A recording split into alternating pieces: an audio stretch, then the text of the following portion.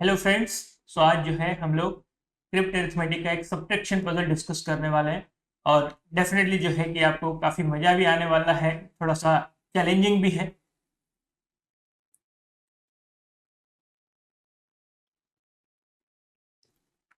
देखिए, एक 9 digit number में से आप सेकंड 9 डिजिट नंबर माइनस कर रहे हैं और आंसर भी 9 डिजिट में और एक भी वैल्यू नहीं दिया है। ठीक है। तो जब आप ये देख रहे हो पजल तो डेफिनेटली थोड़ा सा आपके दिमाग में आ रहा होगा कि काफ़ी चैलेंजिंग है। यस। तो ये जो पजल मुझे भी, मैंने पहली बार देखा था तो मुझे भी लगा था कि शायद काफ़ी हिट एंड ट्रायल होगा, काफ़ी डिफिकल्ट होगा। छोड़ दिया। काफ़ी टाइम बाद जब मैंने कोशिश की, चलो ट्राई करते हैं। और यहाँ पे बिल्कुल भी हिट एंड ट्रायल की ज़रूरत नहीं है। वन बाय वन आप सारी वैल्यूज फाइंड आउट कर सकते हैं। ठीक है। आपको बहुत ही मज़ा आएगा और जब आप सॉल्व कर लेंगे तो डेफिनेटली जो है आपकी खुशी जो होगी वो बहुत ज़्यादा होगी। ठीक है। तो चलिए सॉल्व करते हैं। देखिए, सब्ट्रैक्शन पजल्स में, ठीक है, तो कुछ आपको बेसिक्स जो है पहले बता चुके हैं। तो यदि आप में से किसी ने वो वीडियो नहीं देखा है तो प्लीज आप पहले वो वीडियो देखिए, उसके बाद ये पजल आपके लिए बहुत ही इजी हो जाएगा सॉल्व करना। ओके, तो सबसे पहले आप देखिए ये column b minus E is K and e minus B is K. तो सब्ट्रैक्शन पजल में जब भी ऐसे दो कॉलम होते हैं तो k का वैल्यू डेफिनेटली 5 होता है, उसके अलावा और कोई पॉसिबिलिटी नहीं होती। तो के जहां भी आप 5 लिख दीजिए।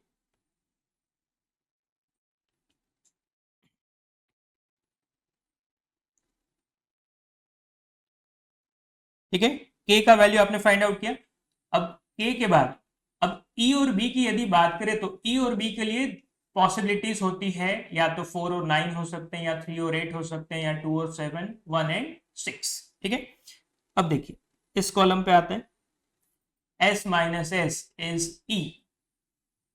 सो अब ई के लिए दो पॉसिबिलिटी होती है, या तो 0 या 9। ठीक है।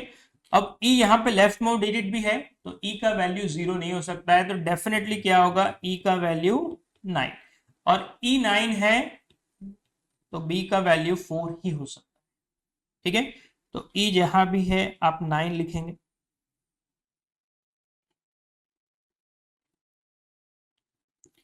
ई का वैल्यू 9।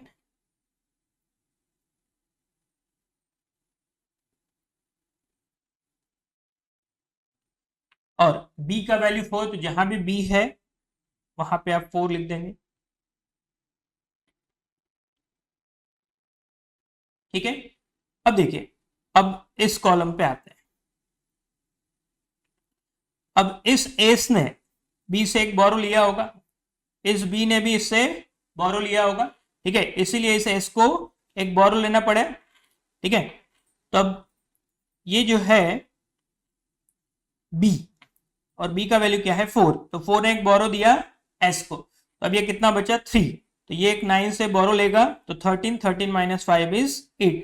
तो डब्ल्यू का वैल्यू क्या हो गया 8। तो जहां भी डब्ल्यू आ रहा है आप 8 लिख दीजिए। ठीक है।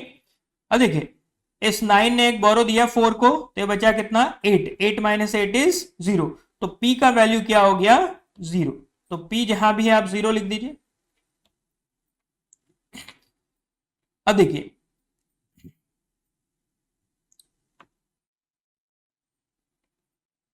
यहां पे -8 करने पे आंसर क्या आ रहा है 9 आ रहा है।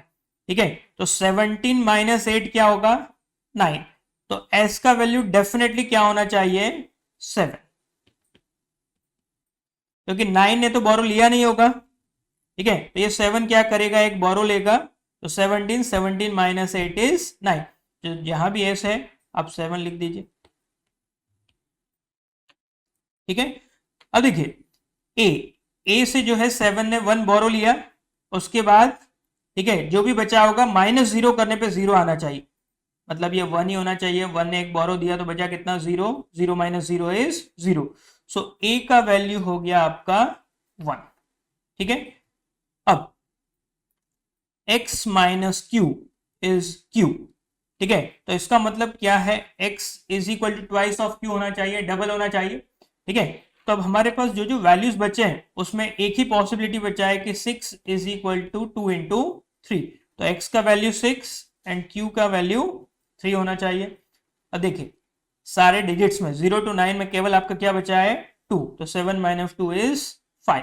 तो इस तरीके से आपके 1 बाय 1 सारे वैल्यूज फाइंड आउट हो चुके हैं। ठीक है, सो इंपॉर्टेंट क्या था यहाँ पे कि आपकी स्टार्टिंग जो है वो बहुत ही इंपॉर्टेंट। स्टार्टिंग आपका सही हो गया तो आपने देखा आपको कहीं भी हिट एंड ट्रायल करने की जरूरत नहीं है, 1 बाय 1 आप सारी वैल्यूज बहुत इजीली फाइंड आउट कर पा रहे हैं। ठीक है, तो आई होप डेफिनेट जो है कि आपको मजा आया होगा। ठीक है, थैंक यू सो मच। तो बहुत ही जल्द हम लोग मिलेंगे फिर कुछ और नए पजल के साथ।